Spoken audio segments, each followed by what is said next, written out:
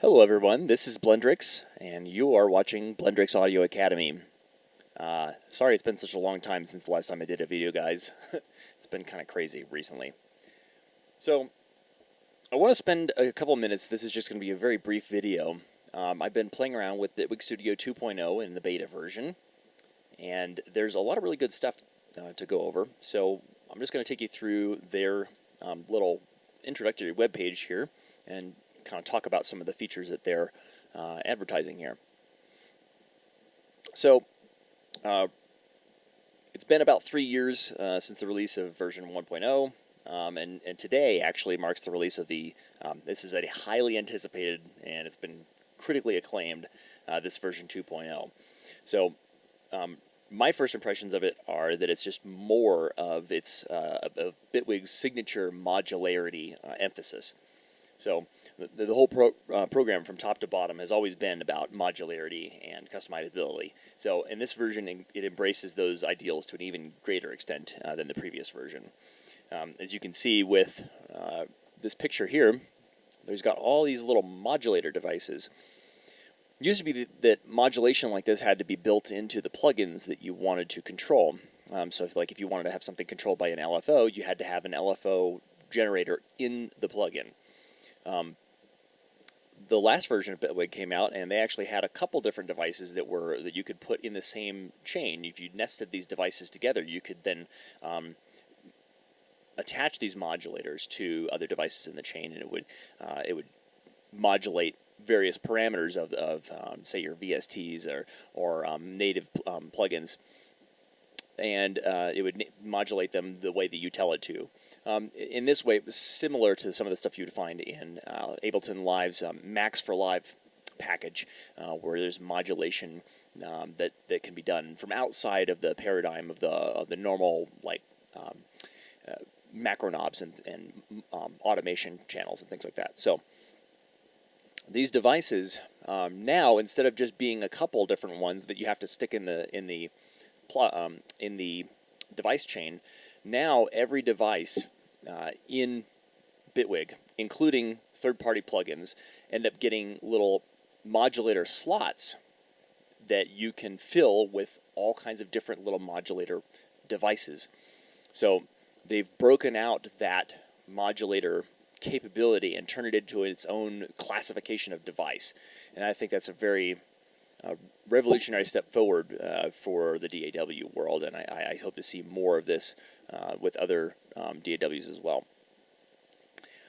So, of course, now it's got its own spectrum analyzer. It used to be that you had to pull in some third-party one, and that was one of the things that annoyed me the most about the previous version of Bitwig. So there's a bunch of new devices: the phaser, the pitch shifter, this tree monster thing. It's a ring modulator, and MIDI note harmonizers. Just MIDI manipulation in general. They've got a bunch of abilities to bring MIDI information in and out of the program for controlling various other devices, even out like physical devices outside the computer.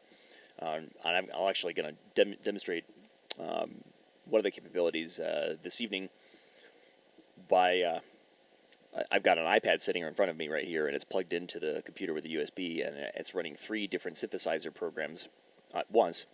And I have MIDI channels in my Bitwig project that will be playing out through the USB, playing each of those synthesizers, and then the sound from that will be routed back into the DAW, and it will play in real time.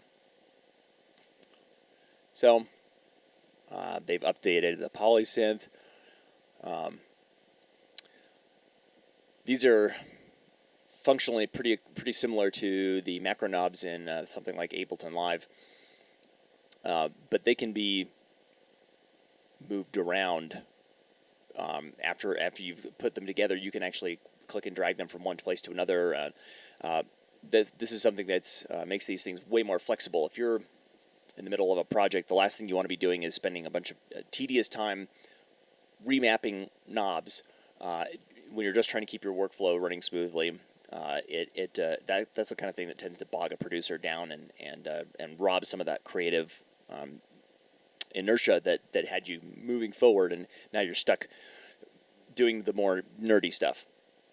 So they've really just they've outdone themselves by adding all of this extra modularity. Now we're getting into the stuff that's not so much about the modularity, but about, again, the workflow, keeping going and not having to stop to do all the tedious little stuff. The fact that the crossfades are now automatic. The VST3 support. VST3 is the only third-party plugin standard that allows for per-note expression. Per-note expression has been something that native Bitwig devices could do ever since the first version, but now any third-party devices that have that capability will be able to be used in this version of Bitwig as well. So this is another thing that's really neat. So you got your various different tools for selecting and editing notes and clips and things in the DAW. And it seems no matter which one you have selected, it's not the right one for whatever it is you're trying to do at the time, and so you're going to have to go up to the menu bar and select whichever one you want. This is actually similar to the way that Logic does things, where there's a hotkey that's assigned to each of the frequent tools. But they've actually gone even further than that, and they've made it so it's context sensitive. So if you're doing something in a particular part of the project where one tool makes a lot more sense to be selected, that will be the automatically selected tool. And then as you're mousing over between one part of the project and another part, where one tool is useful for one part of the screen, but another tool is useful for the other part of the screen, it will actually automatically switch as your mouse moves back and forth between those areas. So that's, I've never heard of any program doing that before, and that's really cool. There's now this... This is basically the program preferences and also a project manager all in one. It's what's called the dashboard, and it's a very customizable experience. You can take any of these things that you would normally find in a menu. You can click the little pin button, and that will make that menu item appear on your toolbar instead of just having to only be in a menu. So if you're a fan of using toolbar buttons, you can take a lot of those commands that are normally found at the very bottom of a obscure menu, and you can move them to someplace more easily accessible for you. So I think that just about covers all of the stuff I wanted to talk about that they have on their webpage here. I guess it does bear talking about here that they've got it right now so that if you do own a license to Bitwig Studio 1, you can upgrade for, what is it here, $169 US. And if you are buying it for the first time, it will be $399 US. And that is going to be going to a subscription model, similar to like if you're getting the Adobe Creative Cloud or any of those other software packages, the sort of industry-leading premier software packages, where you pay by a certain period of time, and during that period of time, you get all of the upgrades that they release.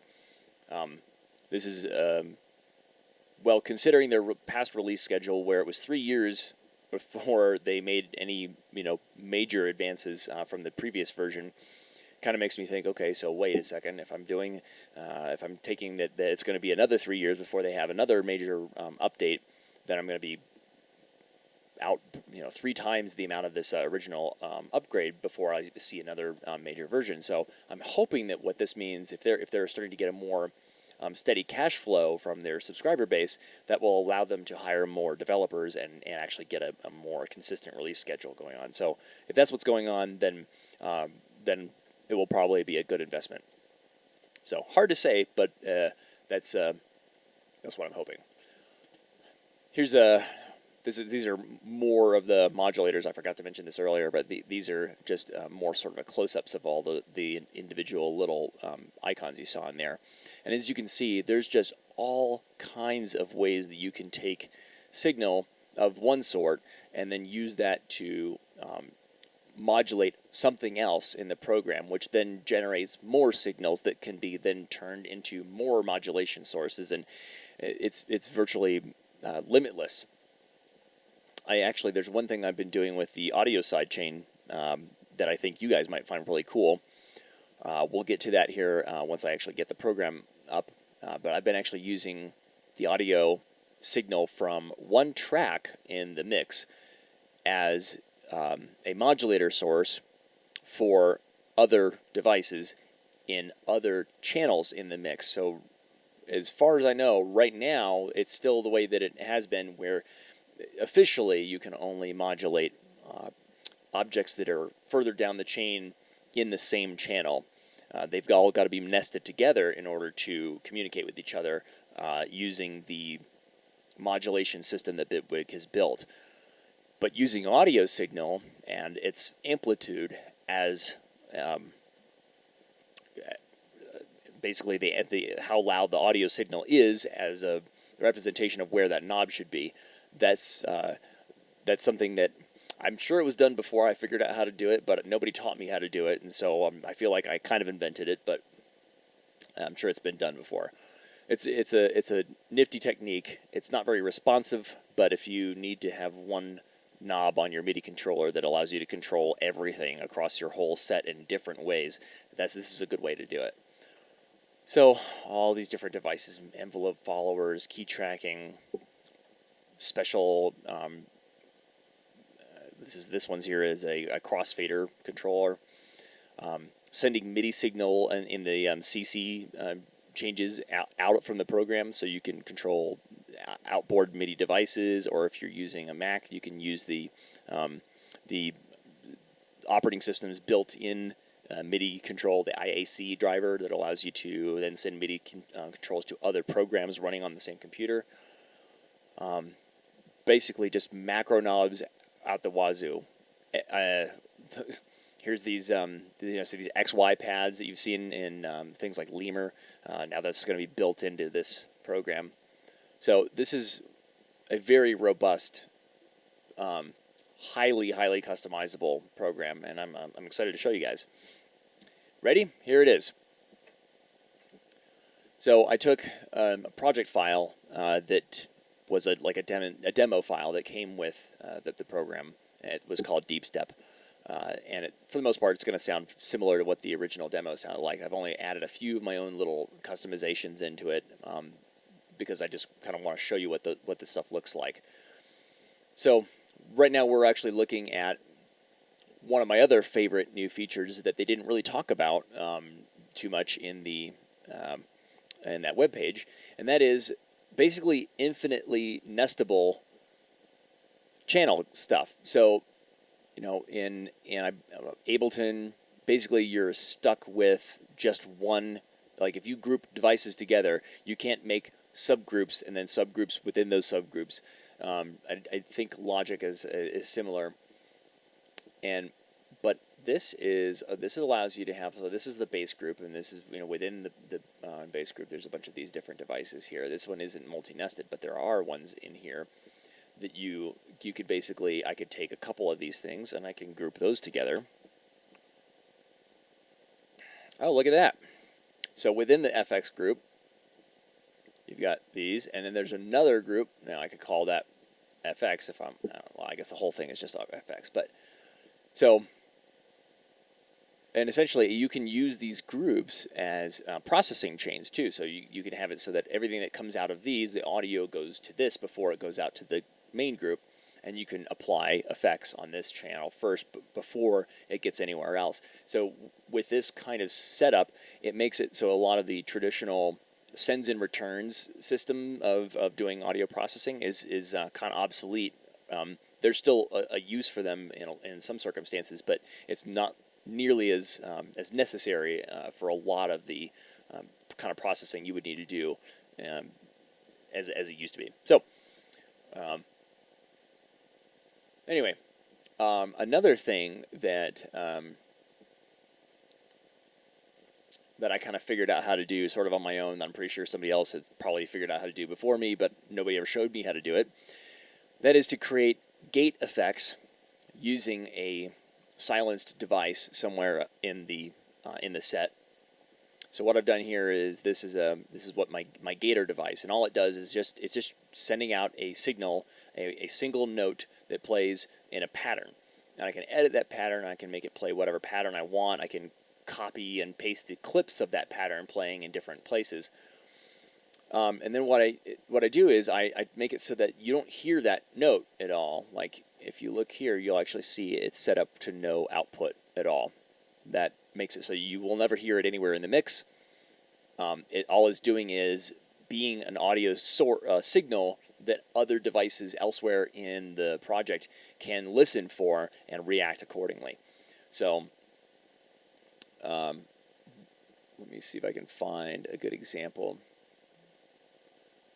So this particular group of instruments here has a gator on it that you can see right here. And as you can see, its input source is sidechained to the gator device.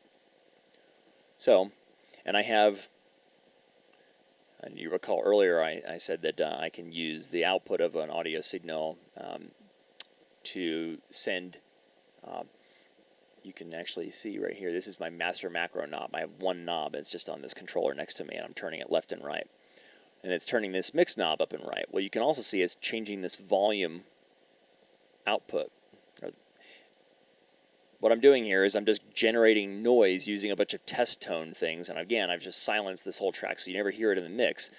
But what's happening is that noise is gradually fading up and down whenever I turn this mix knob up and down, which means anywhere else in this project file, I can create a device that listens to the, like in this case, here I'll show you.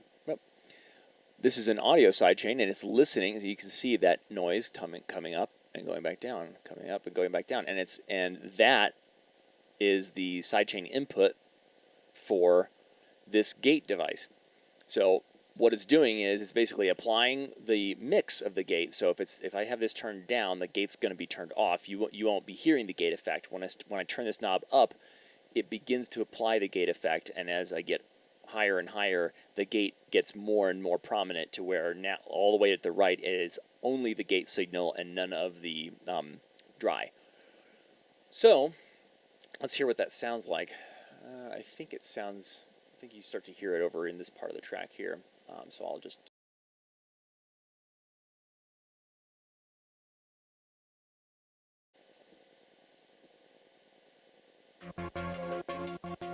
Yeah, so you can hear that gate. I turn the knob down. Now it's sounding normal. Turn the gate back up again.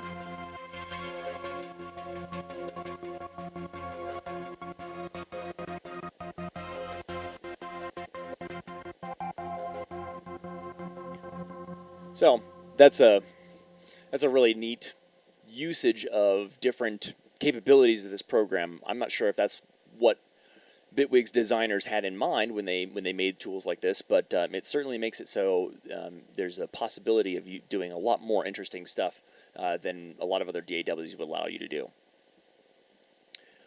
So next, let's look at. Let's see. I'm going to collapse some of this stuff down so I can see what I'm doing.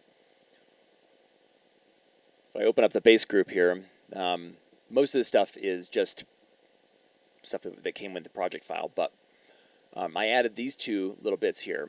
This guy and that guy. They're both just a very simple progression of notes. It's not even playing different notes. It's just a steady stream of the same note over and over. And I'm just trying to demonstrate what this program is capable of. So here is the demonstration of that thing I was telling you about with the iPad, and that's why we've got this. It's called the iPad now. I'm using a program called Studio Mux, which is the server for it is running here on my Mac. And then you can't see it right now, but I have an iPad sitting right here in front of me. And I'm running, on that iPad, I'm running the Studio Mux application, which is, it's acting like a master uh, that controls the expressions of all of the synthesizers that are basically running inside it. So I have 3 different synth apps. One of them is called iMini. The next one is called Nanolog, and the third one is called Phase 84. And that is why you can see here, there's one that says iMini, an Nanolog, and a Phase 84. These are they're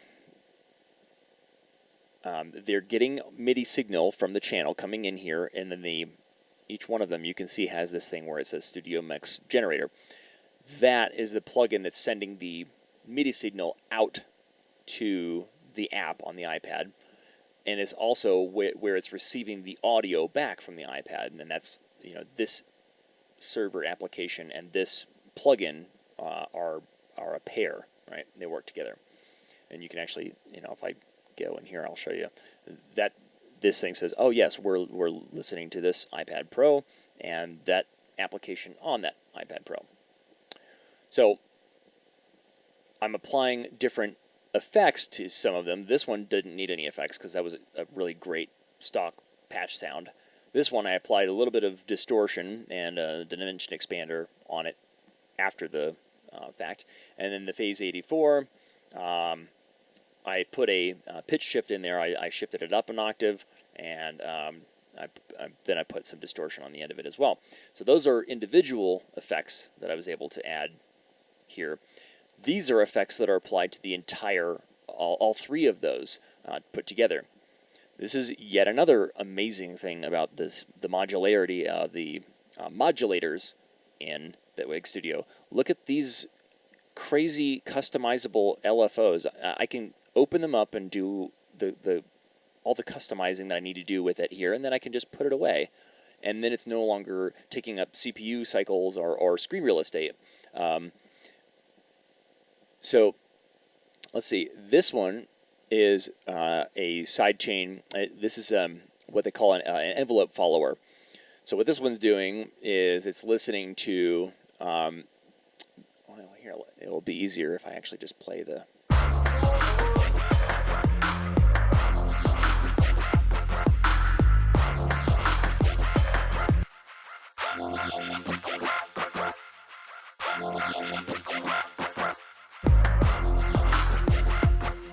So this first one here, that's actually it's following the envelope of the MIDI note that comes in. So every time that key gets hit, it makes a little blip, and that blip, that arrow is actually it's modulating some of these parameters over here.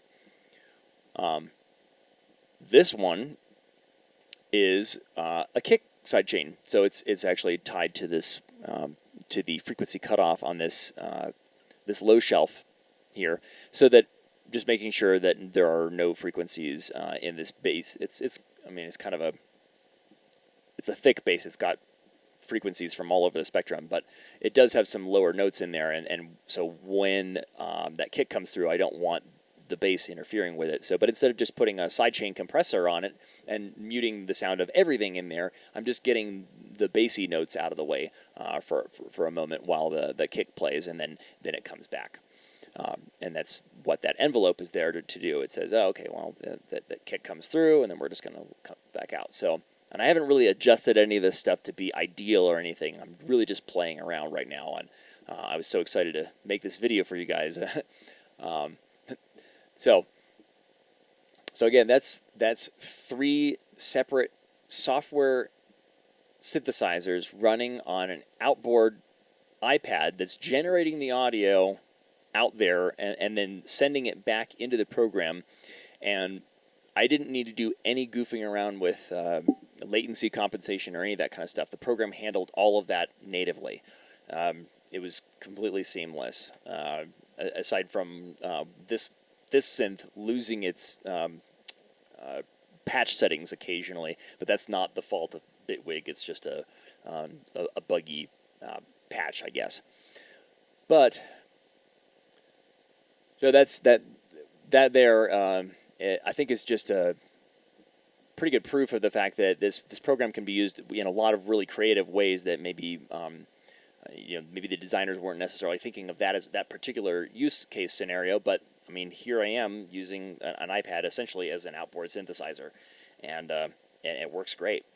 Those are 3 VSTs that my computer doesn't have to run, and I mean, this is an iPad Pro. I could put some pretty beefy synthesizers on there and have it running a lot of really complex effects, and it'll still pull the audio right back in. And so I could have sort of a mediocre production machine and a fairly decent tablet, or maybe like 2 mediocre tablets and a mediocre production machine. But as long as there's enough processing capability between them to handle these different loads, the timing all works. So I think it opens up a lot of possibilities for interesting stuff, especially playing live and stuff too. So and that's another thing I haven't even covered yet. This is, I mean, just like Bitwig 1, it's got that same Ableton Live style clip launcher where you can completely play your sets, basically stem out your tracks, and you can play your own originals, breaking them out into all their constituent parts, right? So, oh, I didn't even show you this, guys. Look at this. So remember I was saying all these things are nested. You can actually go here, and you can go into a group and then only see those items. So you can really get if you really want to make sure you ignore all the other stuff that you're not focusing on right now, you can kind of make all that disappear and only concentrate on the part of the track that needs work right now. So I think that's another really great workflow improvement. So overall, I think they've really stepped up their game quite a bit. I really hope this subscription model works out for them. I guess there was only one more thing I wanted to show you, and that was, so this clip is using the gate bass. It's using the same concept that you heard over here with that stuttering effect, and I'm using that with a Serum plugin I've got here, and this is just, it's running a factory patch, and I only put just a few little things on the chain here, but that gate again is using this silent gate signal down here to turn the audio signal for this gate-based channel on and off. Now, that matters here because this clip is one big, long note, and I guess I can't see it right now. I don't know where the heck it is. Oh, there we are. It was off screen. So that's one big, long note, and this technique, the gating technique, matters if you want to have a note playing on a synth that has a really long decay on some modulating parameter that you've got in there. Say it's got like some sort of filter bypass that creates a long tail of an effect. But if it re-triggers every time you play the note, and you want to make a more complex pattern, then you won't ever hear that interesting character. So what I've done is just made it so I play one big long note, or I could play a melody or whatever. But if I want to make it more complex rhythmically without losing that extra character to the length of notes, using this gate signal, I can make it so that one note, or a series of long notes together, they end up sounding like a lot more separate notes. So here's what that sounds like.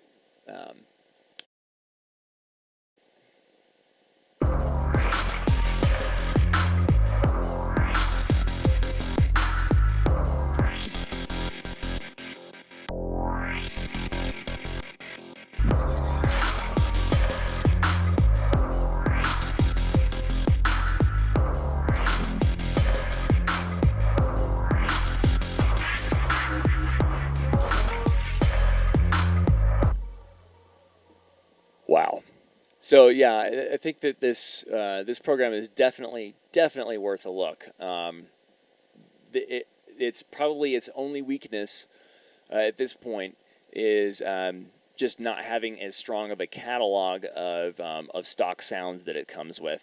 Right, their instruments are really getting there. Their effects are really getting there. It's just that if you look at the amount that you spend, if you were to go out and buy a Logic Pro, you'll get a huge library of really, really great professional quality sounds, and a lot of them are actually samples.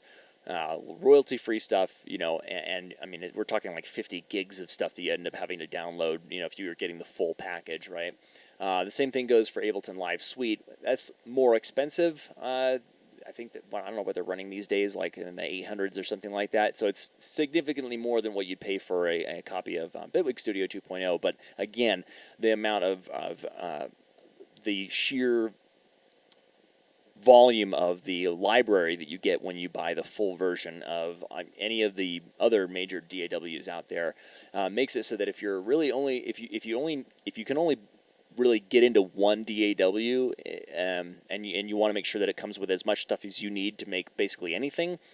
That's the only thing I think is holding Bitwig back right now. So, guys, if you're listening to this, you got to keep teaming up with um, the artists out there that are making these sample packs and things like that, and keep adding them in.